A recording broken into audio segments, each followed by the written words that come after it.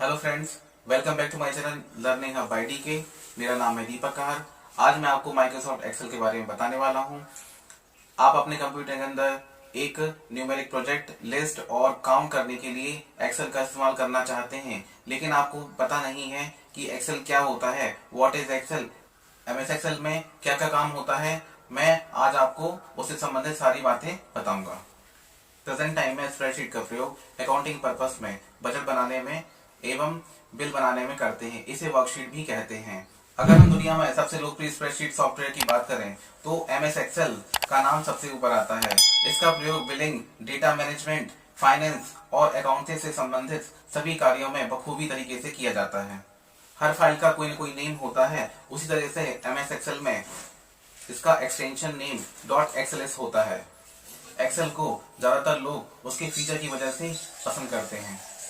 Excel के automatic recalculation feature की मदद से आप कम समय में बहुत जल्द से जल्द बड़े से बड़ा कैलकुलेशन कर सकते हैं। तो मैं आपको कुछ ऐसे फीचर्स के बारे में बताने वाला हूँ। अगर आप एक्सेल सीखना चाहते हैं तो प्लीज वीडियो को बिल्कुल स्किप मत कीजिएगा। फ्रेंड्स, अगर आप वीडियो में नए हैं तो प्लीज हमारे चैनल को सब्सक्राइब और बेल आइकन को जरूर दबाएं, ताकि हमारा आने वाला वीडियो की नोटिफिकेशन आपको तुरंत मिल सके। वीडियो को लाइक, शेयर, कमेंट करना ना भूलें, ताकि हम आपके लिए और बेहतर वीडियो बना सकें।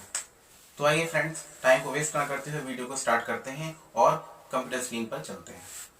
फ्रेंड्स, एक्सेल में काम करने के लिए हमें एक्सेल ओपन करना होता है। एक्सेल ओपन करने के लिए सबसे पहले हमें स्टार्ट मेन्यू पर जाकर एक्सेल टाइप करते हैं और एंटर की प्रेस करते हैं या डबल क्लिक करते हैं तो हमारे सामने एक्सेल की विंडो ओपन हो जाती है। जैसे ही एक्सेल की विंडो हमारे सामने ओपन होती है तो उसमें हम सबसे पहले उसे मैक्सिमाइज कर लेते हैं। मैक्सिमाइज करते ही हमारे सामने एक्सेल की विंडो जो है वो बड़ी हो जाती है। उसके बाद कंट्रोल की प्रेस करते हुए माउस के पॉइंटर से स्क्रॉल करते हैं तो हमारे सामने रो और कॉलम लार्ज हो जाते हैं। उसके बाद हम सबसे पहले कॉलम में सीरियल नंबर टाइप करते हैं। सीरियल नंबर टाइप करने के बाद हम नेम एंटर करते हैं। नेम एंटर करने के बाद हम थर्ड कॉलम में हिंदी टाइप करते हैं और उसके बाद हम इंग्लिश टाइप करते हैं। इंग्लिश टाइप करने के बाद हम यहाँ मैथ टाइप करते हैं। मैथ्स के बाद साइंस और साइंस के बाद हम यहाँ पर सोशल साइंस टाइप करते हैं। यहाँ पर हम एक मार्कशीट क्रिएट करने जा रहे हैं जिसमें हम आपको फॉर्मूले के बारे में बताएंगे। उसके बाद हम यहाँ पर टोटल टाइप करेंगे। उसके बाद हम यहाँ पर माउस से कंट्रोल की प्रेस करते हुए स्क्रॉल की प्रेस करते हैं, जिससे हम अपनी माइक्रोसॉफ्ट एक्सेल की शीट को, एक्टिव शीट को स्मॉल करते हैं। उसके बाद हम यहाँ पर माउस की के द्वारा अपनी रो और कॉलम को अपने आवश्यकता अनुसार एडजस्ट कर सकते हैं। यहाँ पर आप पूरी तरीके से आप अपनी रिक्वायरमेंट के अकॉर्डिंग यहाँ पर रो और कॉलम को बेहतरीन तरीके से एडजस्ट कर सकते हैं। उसके बाद हम यहाँ पर सीरियल नंबर में 1 और 2 टाइप करते हैं।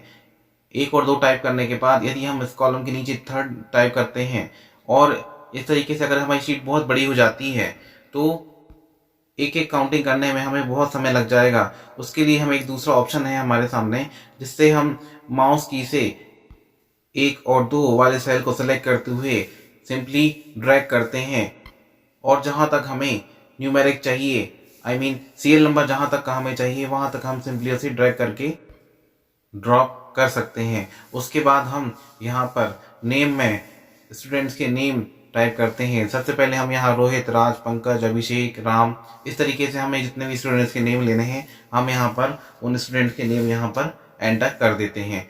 उसके बाद हम यहाँ पर सब्जेक्ट्स टाइप करेंगे।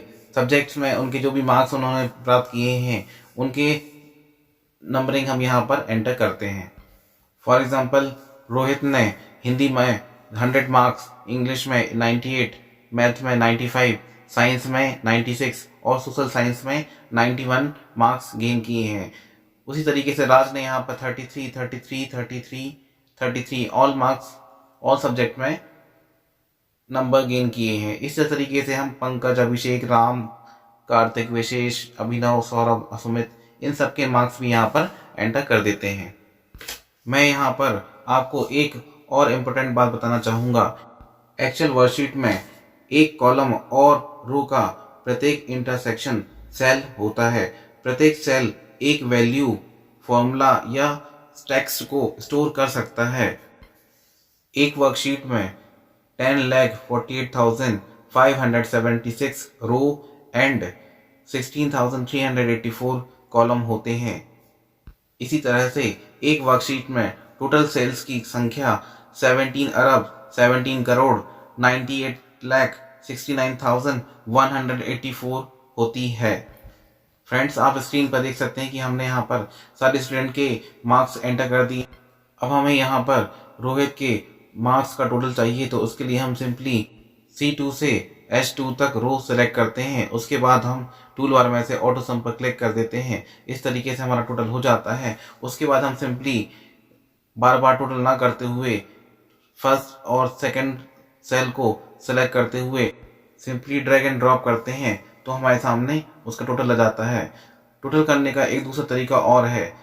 इसके लिए हमें सबसे पहले जहां हमें टोटल चाहिए वहां पर हम इक्वल करके इक्वल टाइप करने के बाद सम टाइप करते हैं। सम टाइप करने के बाद हम ब्रैकेट ओपन करते हैं। ब्रैकेट ओपन करने के बाद हम यहाँ पर C6 कॉलन G6 और ब्रैकेट क्लोज कर देते हैं। उसके बाद हमारे सामने यहाँ पर टोटल आ जाता है। राम का टोटल हमारे सामने शो होने लगता है। उसके बाद अगेन हम फिर से रिपीट करते हैं। रिपीट करने के लिए हम इक्वल के बाद सम टाइप करने के बाद ब्रैकेट ओपन करते हैं। ब्रैकेट ओपन करने के बाद हम यहाँ पर C7 कॉलन G7 टाइप करते हैं और उसके बाद ब्रैकेट क्लोज कर देते हैं। उसके बाद हम यहाँ पर एंटर की प्रेस करते हैं, तो हमारे सामने कार्तिक का टोटल आ जाता है। इस तरह से हम सारे स्टूडेंट का टोटल निकाल सकते हैं। उसके बाद हम यहाँ पर विशेष का टोटल निकाल सकते हैं। इसके लिए हमें सबसे पहले इक्वल प्रेस करने के बाद सम टाइप करके एंड ब्रैकेट ओपन करते हैं। ब्रैकेट ओपन करने के बाद हम यहाँ पर C8 कॉलन G8 टाइप करके एंटर की प्रेस करते हैं, तो हमारे सामने विशेष का टोटल आ जाता है। उसके बाद हमें सारे स्टूडेंट का टोटल चाहिए, तो हम सिंपली दो सेल को सेलेक्ट करते हुए ड्रैग एंड ड्रॉप करते हैं, तो हमारे सामने सारे स्टूडेंट का टोटल सामने आ जाता है और हम इस तरीके से सारे स्टूडेंट का टोटल निकाल सकते हैं। उसके बाद हम अगले कॉलम में परसेंटेज टाइप करते हैं। बस सारे स्टूडेंट का हम परसेंटेज यहाँ पर निकालेंगे। परसेंटेज निकालने के लिए हम सबसे पहले परसेंटेज के नीचे रोहित का परसेंटेज निकालेंगे। यहाँ पर हमारे सामने एक स्टूडेंट के 5 सब्जेक्ट हैं। 5 सब्जेक्ट में से हम यहाँ पर इन सब का परसेंटेज निकालेंगे। परसेंटेज निकालने के लिए हम यहाँ पर इनके टोटल में से equal H2 into 100 divide 500।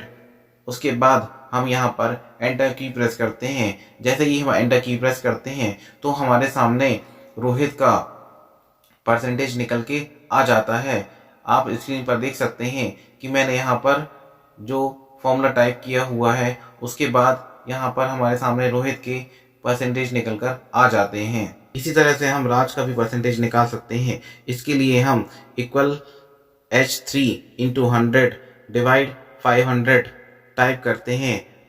Type करने के बाद हम जैसे ही एंटर की प्रेस करते हैं, तो हमारे सामने राज के परसेंटेज निकलकर सामने आ जाते हैं। जैसे कि आप स्क्रीन पर देख सकते हैं कि राज के परसेंटेज 33% निकल कर आए हैं। इसी तरह से हम पंकज का भी परसेंटेज निकालते हैं।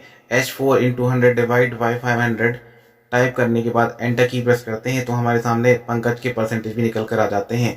उसके बाद हम माउस से फर्स्ट, सेकेंड, थर्ड सेल को सेलेक्ट करके सिंपली ड्रैग एंड ड्रॉप करते हैं। जहां तक हमें परसेंटेज का निकालना है वहां तक हम ड्रॉप कर देते हैं। उसके बाद हमारे सामने सारे स्टूडेंट के परसेंटेज निकलकर सामने आ जाते हैं।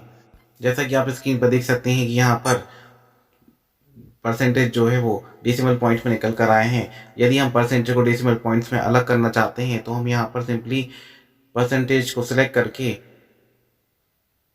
पॉइंट्स को अलग कर देते हैं। उसके बाद यदि हम स्टूडेंट्स के मार्कशीट में ये जानना चाहते हैं कि किसी भी पर्टिकुलर स्टूडेंट को पर्टिकुलर सब्जेक्ट में कितने मार्क्स मैक्सिमम मिले हुए हैं, तो उसके लिए हम यहाँ पर मैक्स फॉर्मूले का यूज़ करके आसानी से पता कर सकते हैं। उसके लिए हमें सिंपली इक्वल प्रेस करने के बाद MAX टाइप करने के बाद ब्रैकेट ओपन करते हैं। ब्रैकेट ओपन करने के बाद हम यहाँ पर C2 कॉलन G2 टाइप करने के बाद हम यहाँ पर ब्रैकेट क्लोज करते हैं। उसके बाद हम यहाँ पर एंटर की प्रेस करते हैं। जैसे ही हम एंटर की प्रेस करते हैं तो हमारे सामने रोहित को जो मार्क्स सबसे ज़्यादा मिले हुए हैं हिंदी में, वो हमारे सामने शो हो जाते हैं। इस तरह से हम सारे स्टूडेंट का मैक्सिमम मार्क्स निकाल सकते हैं। उसके बाद हम राज के मैक्सिमम मार्क्स निकालेंगे। इसके लिए हम equal max bracket open then C3 colon then G3 bracket close. उसके बाद फिर हम यहाँ पर एंटर की प्रेस करते हैं। जैसे ही हम एंटर की प्रेस करते हैं तो हमारे सामने राज के मैक्सिमम अंक निकलकर हमारे सामने आ जाते हैं। राज को सारे सब्जेक्ट में 33 मार्क्स मिले हैं, तो जो कि हमारे सामने शो करते हैं। इस तरह से हमारे सामने राज के 33 मार्क्स ही सामने शो होंगे, क्योंकि राज ने सारे सब्जेक्ट में 33 अंक प्राप्त किए हैं। उसके बाद हम यहाँ पर सिंपली दो सेल को सिलेक्ट करते हुए ड्रैग करते हुए ड्रॉप कर देते हैं, तो हमारे सामने सारे स्टूडेंट के मैक्सिमम अंक निकलकर सामने आ जाते हैं। इसी तरह से यदि हम सारे स्टूडेंट के मिनिमम मार्क्स निकालना चाहते हैं तो वह भी आसानी से कर सकते हैं। उसके लिए हम सबसे पहले जिस जगह पर हमें मिनिमम मार्क्स चाहिए वहाँ पर हम इक्वल प्रेस करने के बाद MIN टाइप करते हैं। MIN टाइप करने के बाद ब्रैकेट ओपन करके C2 कॉलन G2 प्रेस करके ब्रैकेट क्लोज करके एंटर की प्रेस करते हैं, तो हमारे सामने रोहित के सबसे कम मार्क्स सामने निकल कर आ जाते हैं। इस तरह से हम राज के मार्क्स भी कर सकते हैं। उसके लिए हम इक्वल की प्रेस करने के बाद MIN प्रेस करके ब्रैकेट ओपन करते हैं।